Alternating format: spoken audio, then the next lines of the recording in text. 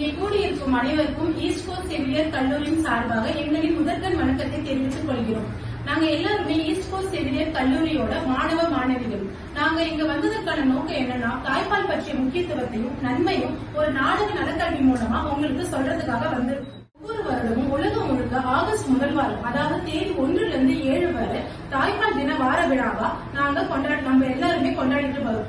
அப்படி கொண்டாடும் பட்சத்துல WHO மற்றும் யுனிசெஃப் இரண்டுமே சேர்ந்து ஒரு கருப்பொருளை உண்டாக்கிட்டு வராங்க. அது எதனால உண்டாக்குறாங்கன்னா, குழந்தைகளுக்கும் தாய்க்கும் நல்ல பயனடையும் என்ற நோக்கத்துல உண்டாக்கிட்டு வராங்க. அப்படி 2025ஆம் ஆண்டு உருவாக்கப்பட்ட கருப்பொருள் என்னவென்றால், தாய்ப்பால் ஊட்டுதலில் முதலீடு செய்வது குழந்தைகள் ஆரோக்கியம் மற்றும் அறிவாற்றல் மேம்படுத்துவதோடு எதிர்காலத்திற்கான ஒரு சிறந்த முதலீடு ஆகும். இதுவே இந்த ஆண்டின் கருப்பொருள் ஆகும். முதல் காட்சி கண்ணாடி பிம்பம். சமூகத்தில் அதிகம் பேசப்படாத ஒரு விஷயத்தை பற்றி பேசுகிறது. இந்த காட்சியில் ஒரு புதிய தாய் தன் உடல் அழகிற்கும் உடல் எடை குறைப்பதற்கும் அதிக கவனம் செலுத்துவதால் தாய்ப்பால் கொடுப்பதை சரியாக செய்யாமல் அதற்கு பதிலாக புட்டிப்பால் கொடுக்கிறார். அழுதுகிட்டே இருக்கு, எனக்கு தொல்லையா இருக்கு, வேலை கூட செய்ய முடியல, மேக்கப் கூட அவங்க போட மாட்டேங்குது. அம்மா, குழந்தை அழுதுகிட்டே இருக்குமா? குழந்தைய பாக்குறது இல்லையா? மேக்கப் தான் முக்கியமாமா. நான் தான் மேக்கப் போட்டுட்டு இருக்கேன், நீங்க சும்மா இருக்கீங்க. குழந்தை நீங்க பாக்கலாம்ல. குழந்தைக்கு பசிக்குதுமா, கொஞ்சம் தாய்ப்பால் கொடுத்துட்டு அப்புறம் போமா. நீங்க அந்த பாட்டுல பால் கலக்கி வச்சுட்டு நீங்க கொடுத்துருங்க, நான் ஃப்ரெண்ட்ஸ் கூட வெளியே போறேன். என்னதான் பண்றாங்களோ, அதுல எல்லாம் போயிடுறாங்க. எப்படிதான் இந்த குழந்தைய வளர்க்கறதோ தெரியல. குழந்தை அழுதுட்டே இருக்கு. சிஸ்டர், குழந்தை ரொம்ப அழுதுட்டே இருக்கு சிஸ்டர். தாய்ப்பாலும் கொடுக்க மாட்டேன்றா, வெறும் பவுடர் பால் தான் கொடுக்குறேன். குழந்தைக்கு பத்த மாட்டேங்குது, எப்ப பாரு அழுதுட்டே இருக்கு குழந்தை. என்னதான் பண்றது சொல்லுங்க. நீங்க நாளைக்கு என் மருமகளுக்கு என்ன எப்படி குழந்தைய பாத்துக்கணும், தாய்ப்பால் எப்படி கொடுக்கணும் என்னன்றத கொஞ்சம் தயவு செஞ்சு சொல்லி கொடுத்துட்டு போங்க சிஸ்டர். சரிங்கம்மா, நீங்க ஒன்றும் கவலைப்படாதீங்க. நான் உங்க மருமகிட்ட பேசுறேன். சரிங்க சிஸ்டர். நாளைக்கு காலையில எத்தனை மணிக்கு சிஸ்டர் வருவீங்க? நான் ஒரு 8 மணி போல வரமா. உங்க மருமகள் எப்ப இருப்பாங்க வீட்டுல? நான் உங்களை வீட்டுல இருக்க சொல்றேன் சிஸ்டர். நீங்க உங்களை பார்த்துட்டு அதுக்கப்புறம் நான் உங்களை வெளியில போக சொல்றேன். இல்லைன்னா அவங்க கிளம்பி வெளியில போயிடுறாங்க சிஸ்டர், ஃப்ரெண்ட்ஸோட போறேன்ட்டு. நான் உங்களை நீங்க வர்ற வரைக்கும் இருந்து உங்களை பார்த்துட்டு போக சொல்றேன் சிஸ்டர். சரிங்களா சிஸ்டர்? நாளைக்கு கொஞ்சம் உங்ககிட்ட சொல்லுங்க, தாய்ப்பால் எவ்வளவு முக்கியம், எப்படி கொடுக்கணும், பவுடர் பால் கொடுக்க வேணாம்னு கொஞ்சம் தயவு செஞ்சு சொல்லுங்க சிஸ்டர். சரிங்கம்மா. சரிங்க சிஸ்டர், வரேன் சிஸ்டர். வாங்க சிஸ்டர். வரமா. மருமக இருக்காங்களாமா? இருக்காங்க சிஸ்டர், இதோ கூப்பிடுறேன் சிஸ்டர். அம்மா, மருமகளே கொஞ்சம் வாமா, உன்னை பாக்குறதுக்கு சிஸ்டர் வந்திருக்காங்க, உன்கிட்ட பேசணுமா. மாமா சீதா, எப்படி இருக்க? நல்லா இருக்கு சிஸ்டர். குழந்தைய நீ வாங்குமா, ஏன் அத்தை கிட்ட கொடுத்துருக்க? நீ ஒழுங்கா பாத்துக்கிறது இல்லையா? நான் பாத்துட்டு தான் இருக்கேன் சிஸ்டர். வாங்க, குழந்தை ஃபர்ஸ்ட் வாங்கு.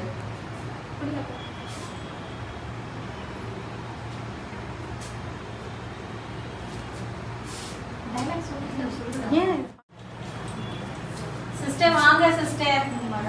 மருமக இருக்காங்களா? இருக்காங்க சிஸ்டர், இதோ கூப்பிடுறேன் சிஸ்டர் என் மருமகளை. சீதா, கொஞ்சம் இங்க வாமா, உங்களை பார்க்க சிஸ்டர் வந்திருக்காங்க பாருங்க. எப்படி இருக்கீங்க சீதா? நல்லா இருக்கு சிஸ்டர். குழந்தை நல்லா இருக்கா? நல்லா இருக்கா. தாய்ப்பால்லாம் ஒழுங்கா கொடுக்குறீங்களா? கொடுத்துட்டு தான் இருக்கேன். நேத்து வந்து குழந்தை அழுதுட்டே இருந்தது, நீங்க வெளியே போயிட்டீங்கன்னு சொன்னாங்களே. ஆமா சிஸ்டர், கொஞ்சம் வெளியே போயிருக்கேன். குழந்தைய பாக்குறதை விட உங்களுக்கு என்னமா அப்படி முக்கியமான வேலை? ஃப்ரெண்ட்ஸ் கூட போயிருந்தேன் சிஸ்டர். அப்ப தாய்ப்பால் ஒழுங்கா கொடுக்கணும்ல நேரத்துக்கு, நீங்க கொடுக்கறதே இல்லைன்னு சொன்னாங்க. சிஸ்டர், என் ஃப்ரெண்ட்ஸ்லாம் என்ன சொல்றாங்கன்னா, தாய்ப்பால் கொடுத்தா அழகே போயிடும்ன்றாங்க, என் இடமே போயிடுமா, நான் குண்டாயிடுவேன் அப்படிலாம் சொல்றாங்க. நான் எப்படி தாய்ப்பால் கொடுக்க முடியும்? எனக்கு அழகுதான் முக்கியம். இப்படி மத்தவங்க பேச்சு கேட்டுட்டு இருந்தா குழந்தைய எப்படிமா ஆரோக்கியமா வளர்க்குறது? அதான் புட்டிப்பால் கொடுக்குறோமே. இப்படி பாருங்கம்மா, அப்படிலாம் ஒண்ணும் இல்லடா, நீங்க தப்பா புரிஞ்சிருக்கீங்க. சரிங்களா? தாய்ப்பால் தான் பாத்தீங்கன்னா குழந்தைக்கு முதல் தடுப்பூசி மாதிரி. சரிங்களா? நீங்க இப்படி தாய்ப்பால் கொடுக்காம இருந்தீங்கன்னா குழந்தை எப்படி ஆரோக்கியமா வளரும்? தாய்ப்பால் கொடுக்கறதுனால குழந்தைக்கு மட்டும் இல்லாம உங்களுக்குமே நிறைய நன்மைகள் இருக்கு. இப்ப தாய்ப்பால் கொடுக்கறது மூலியமா மார்பக புற்றுநோய், கர்ப்பப்பையில வர புற்றுநோயெல்லாம் நம்ம தவிர்க்கலாம். உங்களுடைய உடல் எடையும் பாத்தீங்கன்னா நார்மலா இருக்கும். இயற்கை கருத்தடை உருவாக்கும். சரிங்களா? அடுத்த குழந்தைக்கும் பாத்தீங்கன்னா நீங்க தள்ளி போடுறதுக்கான ஒரு கேப் உங்களுக்கு கிடைக்கும். இப்போ தாய்ப்பால் கொடுக்கறதுனால குழந்தைக்கு பாத்தீங்கன்னா அவங்களுடைய நோய் எதிர்ப்பு சக்தி அதிகரிக்கும். இதனால உங்களுக்கும் குழந்தைக்கும் பாத்தீங்கன்னா ஒரு நல்ல உறவு உருவாகும். உடல் ரீதியாகவும் மன ரீதியாகவும் பாத்தீங்கன்னா நீங்க 2 பேருமே ஆரோக்கியமா இருப்பீங்க. நீங்க நீட்டா எப்பயும் போல நீட்டா ட்ரெஸ் பண்ணுங்க, மேக்கப் பண்ணுங்க. அதே சமயம் குழந்தையும் பாத்தீங்கன்னா நீங்க ஆரோக்கியமா பாத்துக்கணும், நேரத்துக்கு தாய்ப்பால் கொடுக்கணும். சரிங்களா? சரிங்க சிஸ்டர், நான் இனிமே ஒழுங்கா பாத்துக்கிறேன் சிஸ்டர். அப்படி என் குழந்தைய கொடுங்க. இந்தாங்கம்மா, குழந்தைய கொடுங்க. இவ்வளோ நாள் நான் இது தெரியாமல் இருந்து என் குழந்தைய பார்க்காம விட்டேன் சிஸ்டர். இனிமேல் நான் நல்லா பார்த்துக்கிறேன் சிஸ்டர். தாய்ப்பால் ஒழுங்காக கொடுக்குறேன் சிஸ்டர். இரண்டாவது காட்சி பணியிடத்தில் தாயின் பாசம் என்ற தலைப்பில் பணிக்கு செல்லும் தாய்மார்கள் தாய்ப்பால் ஊட்டுதலில் எதிர்கொள்ளும் சவால்களை பற்றி இந்த காட்சியில் காண்பிக்கலாம். எங்க ஒரு மாதிரி இருக்கீங்க? அதுவா, அதெல்லாம் ஒண்ணு நல்லா தானே இருக்கு. ஏதோ ஒண்ணு இருக்கு, அதனாலதான் சோகமா இருக்கீங்க. என்னன்னு சொல்லுங்க. சரி, உங்ககிட்ட சொல்ல என்ன இருக்கு? இந்த மந்த் சரியாவே இஎம்ஐ கட்ட முடியல. நம்ம குடும்ப செலவு இருக்கு, நம்ம குழந்தைக்கு மெடிசின் செலவு இருக்கு. நீ வேலைக்கு போயிட்டு இருக்கும்போது எனக்கு ஃபினான்ஷியலாக எந்த ஒரு பிரச்சனையும் வரல. இப்போதான் எனக்கு தெரியுது. சரி, கவலைப்படாதீங்க, விடுங்க. நான் வேணா வேலைக்கு திரும்ப போவாங்க. அதெல்லாம் வேணாம். நம்ம குழந்தைக்கு இப்போதான் 3 மாசம் ஆகுது. அப்புறம் அவளுக்கு யார் பணம் கொடுப்பா? அவளை யார் பார்த்துக்க? அதெல்லாம் அத்தை பாத்துப்பாங்க. நீங்க வந்து அத்தை கிட்ட எதுக்கோ ஒரு வார்த்தை அவங்க பாப்பாவை பாத்துப்பாங்க மட்டும் கேட்டு சொல்லுங்க. சரி. அம்மா, அம்மா, சொல்லுப்பா. அம்மா, உங்கள்கிட்ட ஒரு விஷயம் சொல்லணும். என்ன விஷயம்? அதுவா, நானும் மீனாவும் சேர்ந்து 2 பேருமே வேலைக்கு போக முடிவு எடுத்துருக்கோம். எதனால இந்த திடீர் முடிவு எடுத்திருக்கீங்க? அதுவா, 2 மந்த் எங்களால் சரியாகவே இஎம்ஐ கட்ட முடியல. குழந்தைக்கு வேறு மெடிசன் செலவு இருக்கு. அதை எப்படி ஹெல்ப் பண்ணுறதுன்னு தெரியலம்மா. நீங்க என்ன நினைக்கிறீங்க? நீங்க 2 பேரும் வேலைக்கு போயிட்டீங்கன்னா குழந்தைக்கு எப்படிப்பா தாய்ப்பாலை கொடுக்குறது? ஹாஸ்பிட்டல்ல சொல்லியிருக்காங்கன்னு ஏற்கனவே சொல்லியிருக்கீங்க. மாட்டுப்பாலை கொடுக்கக்கூடாது, பவுடர் பாலும் கொடுக்கக்கூடாதுன்னு. அப்புறம் நான் எப்படி குழந்தைய பார்த்துக்க முடியும்? அதை நீங்க கவலைப்படாதீங்க அத்தை. அதுக்கு ஒரு வழி இருக்கு. நான் தடுப்பூசி பாப்பாவுக்கு போட போறேன் அன்னைக்கு வந்து சிஸ்டர் இதை பத்தி தான் ஒரு பொண்ணுக்கு சொல்லி கொடுத்துட்டு இருந்தாங்க. நான் வேணா ஏஎன்எம் சிஸ்டருக்கு ஃபோன் அடிச்சு கால் பண்ணி கேட்குவாங்க அத்தை. சீக்கிரமா போன் அடிச்சு கேட்டு என்ன ஏதுன்னு சொல்லுங்க. வீட்ல யாராவது இருக்கீங்களா? வாங்க சிஸ்டர், எப்படி இருக்கீங்க? நல்லா இருக்கீங்களா? குழந்தை எப்படி இருக்கான்? குழந்தை ஒழுங்கா பால்லாம் குடிக்கிறானா? குடிக்கிறாங்க. நீங்க நல்லா சத்தா சாப்பிடுறீங்களா? சாப்பிடுறது சிஸ்டர். குழந்தைக்கு எத்தனை தடுப்பூசி போட்டுருக்கீங்க? இப்ப 2.5 மாசம் தடுப்பூசி. சரி சரி சரி.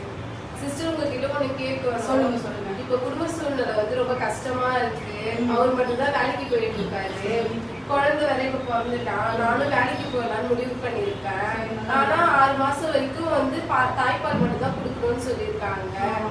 நான் இப்ப வேலைக்கு போறதுனால இதுக்கு ஏதாவது பண்ண முடியுமா? நல்ல வேலை நீங்க கேட்டது நல்லா. இந்த மாதிரி பவுடர் மில்க், இந்த மாதிரி மாட்டுப்பால்லாம் கொடுத்தது பதிலா இதுக்கு ஒரு மெத்தட் இருக்கு. அதாவது எக்ஸ்பிரஸ் பெஸ்ட் மில்க் சொல்லுவாங்க. கையால புழிஞ்சு வைக்கலாம், இல்ல இந்த மாதிரி பம்ப் மூலமா எடுத்து வைக்கிறது தான் இது. இது எப்படி சிஸ்டர் பண்றது? இது வந்து நிறைய வேலைக்கு போற தாய்மார்கள்லாம் யூஸ் பண்றதா இது. நீங்க இது வழியா எடுத்து நீங்க இதுல வழியா ஸ்டோர் பண்ணி கிளாஸ் டப்பா இல்லைன்னா சில்வர் டப்பால போட்டு யூஸ் பண்ணிக்கலாம். இது வந்து இது கெட்டு போயிடாதுங்களா சிஸ்டர்? நீங்க ஃப்ரிட்ஜ்ல இதுக்கு தான் ஒரு மெத்தட் இருக்கு. நீங்க வந்து 3 to 4 மணி நேரம் வரையும் வெளியில வச்சுக்கலாம். 3 to 4 நாள் வரையும் ஃப்ரிட்ஜ்ல வச்சுக்கலாம். 3 to 4 மாசம் வரையும் நீங்க ஃப்ரீசர்ல ஸ்டோர் பண்ணி வச்சுக்கலாம். என்னது ஃப்ரிட்ஜில் வச்சுக்கணுமா சிஸ்டர்? இப்போ குழந்தைக்கு ஃப்ரிட்ஜில் வச்சிருந்து பாலை சேகரித்து வச்சு குழந்தை கொடுத்தோன்னா அது குழந்தைக்கு சளி பிடிச்சிடாதா?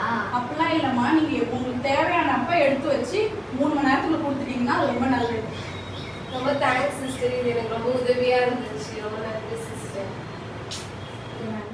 உங்களுடைய மூன்றாவது காட்சி வலியும் வலிமையும் ஒரு முக்கியமான சவாலை பற்றி பேசுகிறது. இந்த காட்சியில் மார்பக பிரச்சனை இருப்பதால் தாய்ப்பால் கொடுக்க சிரமப்படும் ஒரு தாயை பற்றி பார்ப்போம். வலிகள் இருந்தும் தன் குழந்தைக்கு ஊட்டச்சத்து கொடுக்க வேண்டும் என்றது அவரது முயற்சி மிக முக்கியமானதாகும்.